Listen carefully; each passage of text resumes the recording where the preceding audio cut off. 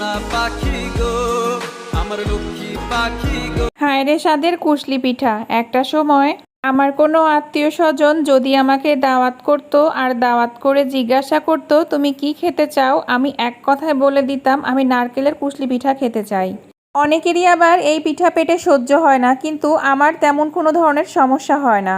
একটা সময় ছিল যখন আমার বাপের বাড়িতে পিঠা তৈরি করা ধুম পড়ে যেত। আমার মা হাঁড়ি ভরে ভরে রকমারি সব পিঠা তৈরি করতো। আমার মা যখন কোনো পিঠা তৈরি করতো তখন সেই পিঠাগুলো মস্ত বড় বড় সাইজের করতো, আর বড় বড় সাইজের কোনো পিঠা আমার খেতে মন চাইতো না। তাই আমার মায়ের কাছ থেকে সামান্য একটু আটা চেয়ে নিয়ে আমি নিজের হাতে পণ্ডিতি করে ছোট ছোট পিঠা তৈরি করতাম, কিন্তু সে পিঠাগুলো খেতে একটুকু মজা লাগতো না। আর আমার আম্মা চিল্লানি দিয়ে বলতো, নষ্ট করলি আটাগুলো সব, এগুলো বানিয়েছিস এখন তুই এগুলো সব খাবি। কতটা সুন্দর ছিল শৈশবের সেই স্বর্ণালী দিনগুলি।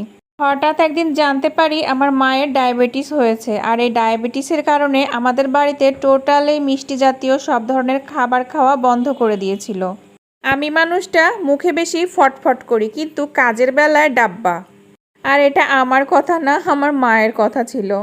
আমার বাপের বাড়িতে আমি ছিলাম চরম লেভেলের ফাঁকিবাজ, আর এই ফাঁকিবাজের মাসুল আমি আমার সংসার জীবনে এসে দিয়েছি। একে তো আমি রান্না বান্না পারতাম না, যদিও বা কিছু রান্না করতাম সেই রান্না করা খাবার আমি নিজেই খেতে পারতাম না, সে বাড়ির মানুষ আর কি খাবে। তবে আস্তে আস্তে একটা একটা করে সব ধরনের রান্না বান্নাই আমি শিখে গেছি আলহামদুলিল্লাহ। এখন আমি সব কিছুই রান্না করতে পারি। সকল ধরনের রান্না বান্না করতে পারলেও পিঠাপুলি বানাতে আমি পারতাম না, তাই পিঠাপুলি শেখার জন্য আমি বেছে নিয়েছিলাম ইউটিউব। এখন আমার যখন যেই পিঠা খেতে মনে চায় আমি ইউটিউব দেখে ঝটপট সেই পিঠা তৈরি করে ফেলি। মাসখানেক আগে একটা নারকেল কিনেছিলাম, আর সেই নারকেলটা কুড়িয়ে ফ্রিজে রেখে দিয়েছিলাম, কিন্তু আমার সেটা একদমই মনে ছিল না। আজকে ফ্রিজ খুলে দেখি সেই নারকেলটা, আর আমার মাথায় বুদ্ধি চলে আসে, যাই ঝটপট কুশলি পিঠা বানিয়ে ফেলি। কোরানো নারকেল ভাজার পরে তো একদমই অল্প হয়ে যায়, আর আমার আটা ছিল অনেকখানি, তো সেই আটা দিয়ে কি করব ভাবলাম চট করে একটা মোগলাই পরোটা বানিয়ে ফেলি, যেহেতু অনেক দিন হলো কোনো মোগলাই পরোটা খাওয়া হয় নাই। হোটেল কিংবা রেস্টুরেন্টের তৈরি করা মোগলাইয়ের চেয়ে আমার বাড়ির তৈরি করা বেকাতেড়া মোগলাই আমার বেশি পছন্দ। আর সবচেয়ে যেটা বড় ব্যাপার, হোটেলে যে মোগলাইগুলো পাওয়া যায় সেগুলো তো পাম অয়েল দিয়ে ভাজে।